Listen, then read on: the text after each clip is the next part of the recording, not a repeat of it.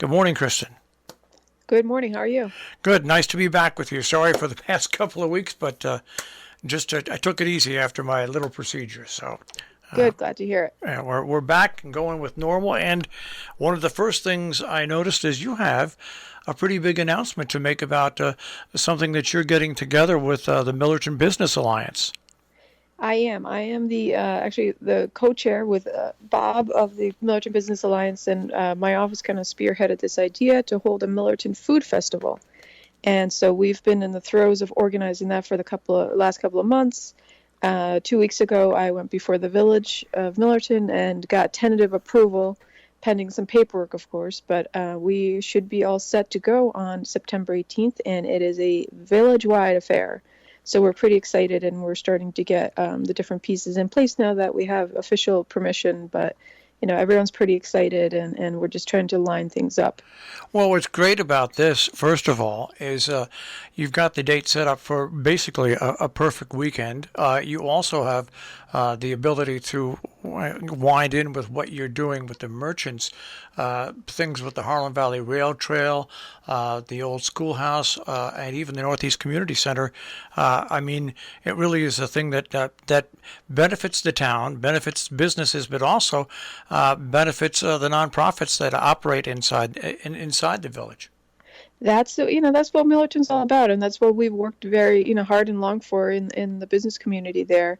And just look at some of our long-standing businesses. Like, I think their two oldest are Oblong, Dick Hermans and Susanna, his daughter, as well as Joanne Scazza of Country Gardener Floors. They've been there over 30 years, and this is something they and so many other folks through the last years have strived for, to just make a community of where, hey, a rising tide floats all boats, and we're all in it together. And so that's what this festival is about, and we were just hoping to have a big celebration. I wonder how many people remember that Oblong used to be on the other side of the street. I don't remember that. But beautiful story. But anyway, and you know what? If things work out well, and I'm able to ambulate without much problem, we'll probably want to broadcast from that event as well. So if you like us to do that, and my legs are all available, I guess we could do that as well. We'd be delighted to have you. The more, the merrier. And you mentioned some of the things that are happening that day, and if you want me to run through a few more, I'd be happy to. Absolutely, because I think this is something I think we're going to talk about at least every time we get together. Because I think we're coming out of a pandemic, and yes, there is the variant, but still, this is one of the things that brings us back to normal. Yes. So the idea is to just celebrate, as much as we can. And so bringing everyone together. And under that air, we're going to ask all the merchants in and around Main Street to put out tables and chairs or benches so that folks can roam around town, eating, doing whatever they'd like. Elaney and her crew at the Millerton Inn are going to have some sort of barbecue on the lawn. And she welcomed folks if they want to bring a blanket and kind of camp out on their lawn, because they have the beautiful lawn in front of in their building. And we're trying to organize and get a food truck actually in her parking lot. And if we keep moving down the street from her, John and the folks at the NECC Farmers Market are going to try to do a great farmers market that day. And of course, the farmers market opens at 10, so that would kind of be the kickoff to the festival. Ollie and the crew at the Westerland Market are going to try to do something, but as I said, we're in the kind of planning stages of who's doing what. Eleanor of 52 is going to do some sort of special that day, and a lot of the other restaurants in town and drinkeries, if we can call them that, like Irving and Harney, we're going to see if they would have a special or have something special going that day.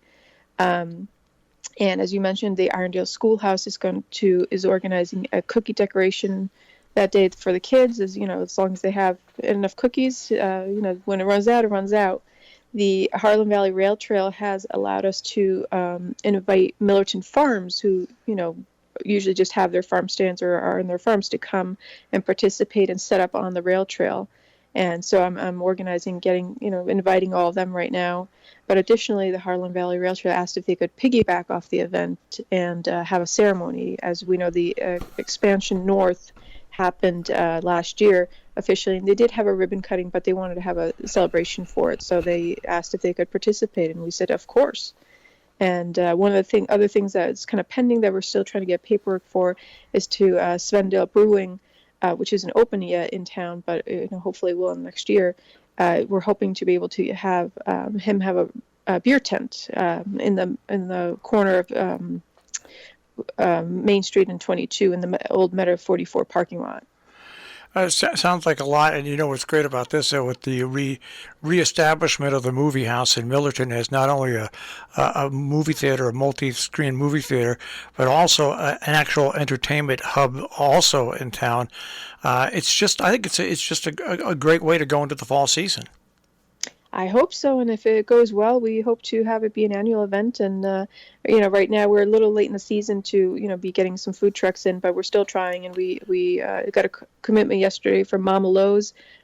She's actually a Millertonian, and so she's going to come and set up for the event. And I'm talking to Salsa Fresca, who used to be in town. I was going to say, if you want, I'll put a word in with my son, who's part of the management team at Salsa Fresca. Oh, fantastic! And my son Mark Miles, and I think it would be great. I know people would welcome back to see that Salsa Fresca food truck if they could come be at that as well. Yeah. Yeah, I was talking to them yesterday and just giving them some of the details and because I didn't want to reach out to folks and commit to having people come in if I didn't have the approval or tentative approval from the village. But now that we have that, we're all full force ahead. Well, when I get off the air today, I'll put a call into him and say, "Come on, Mark, do this." I appreciate it. Well, it just sounds like we spent this whole session talking about it, but I think it's one of those events that has the potential to become a seasonal event and an event that not only benefits Millerton but brings people into the area from all around. It does, and I mean, there's so much in our area, as whether it's not, if you draw a semicircle out from, Millerton, we have, Red Pond, and from there, if you cross the border, Lakeville, Salisbury, go down to and Sharon, and, everything that, not just the businesses, the community things and the libraries, but, the Sharon Playhouse and so many of the outdoor things to do also. Well, like I said, we will talk much more about this in the days and weeks ahead, but